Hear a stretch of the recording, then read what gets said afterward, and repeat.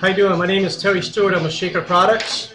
I race a Nitro Harley drag bike. In fact, this is a pro dragster bike here for the AHDRA. It's carbureted, high gear, gravity feed fuel system. So we're allowed to run 120 cubic inch engine as a maximum.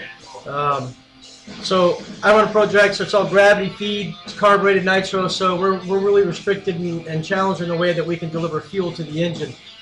So this ignition demonstration that I'm going to give to you should really hit home when you see, when you see the spark.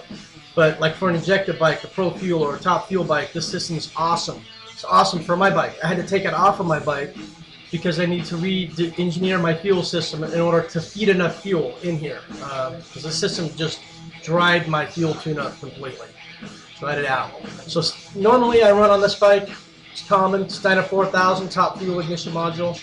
It makes about 6 to 7 amps. You can get about 75,000 volts into the cylinder, with a plug on each side. Most guys run the black 4-tower coil. Some guys run the blue coils. And that works great. It's set a lot of world records, and a lot of people are throwing flame out their pipes with this system right here. This coil right here, DC11-1. This is a new mini series coil from Dynatech. This is the one I'm using on the bike now with the 4000. It's a 0.5 ohm coil. It's about 45,000 volts. So the demonstration that you're going to see right now first is I have the bike set up. I have my Dyna remote digital display right here. I'm able to simulate engine rotation without rotating the bike. So I can drive my ignition system and test everything out. So you're going to see the Dyna 4000 standard with these DC11-1 0.5 ohm coils. And this is a pretty good spark. That's 200 RPM. You can see the sparks right here. So I'm going to run it up to about an idle RPM for a Top Fuel, Pro Fuel bike, 2600. I idle my bike at 2600, so that's where we're sitting right now, 2600. I'm going to run it up to maximum RPM, 46 to 4800 for a Top Fuel, Pro Fuel bike, rolling through the lights, Pro dragster's up around 52 to 56. So that's 5600 RPM. You can see it's pretty healthy. Now what I'm going to do for you is I'm going to switch it over. I'm going to just change the coil wires from these spark plugs over to the coil that the ARC is driving.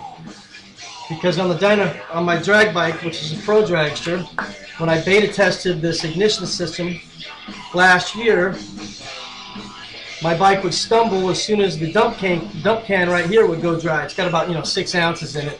It goes dry about 0.7 or 0.8 seconds into the run. That's our first fuel lean out circuit, our first stage of our tune-up. You can understand why the bike was stumbling. It's because the fuel was running out of that dump can. This ignition with the ARC on it, it can't have you taking fuel away. I haven't found out the threshold yet. So I took it off the bike to keep from blowing my engine up with detonation.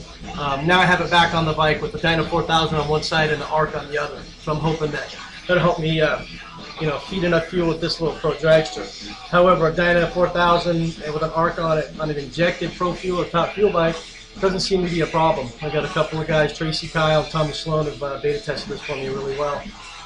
Tracy running 20s, Tommy won the last couple of races, so he's done really good.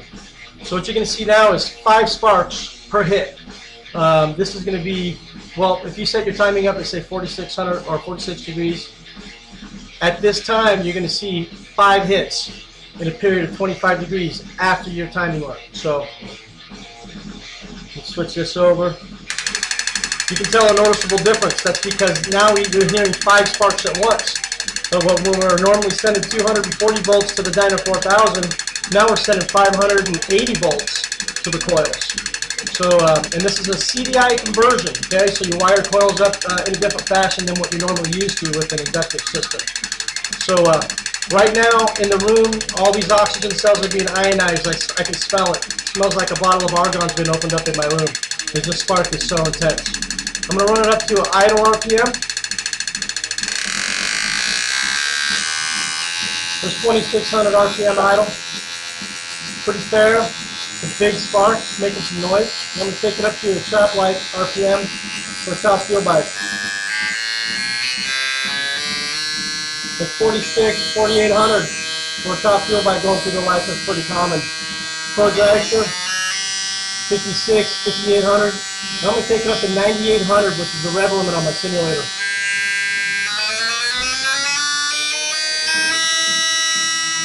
There you go. And that, my friends, is probably the biggest spark that I've seen being in the industry.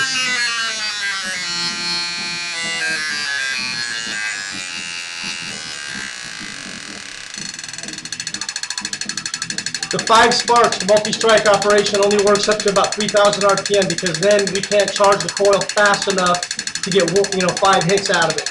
But we can get you definitely one big fat one out of it after that RPM. So, and right now my bike has 12.0 volts. It's been sitting for a while. This system is designed to run from 8 to 20 volts on your battery. It makes 189 millijoules of the brightness of the spark. It's an 8 to 9 amp system continuously that's crossing through the plug being drawn through the coil. These 2 spark plugs right here, they're strapless. They don't have a ground electrode strap, just for the purposes of the demonstration. But as you can see, going through with all the resistance in the spark plug, it's still making it zap like this. Pretty impressive. If you have any questions, you can email me at moversandshakers@cs.com. Thank you.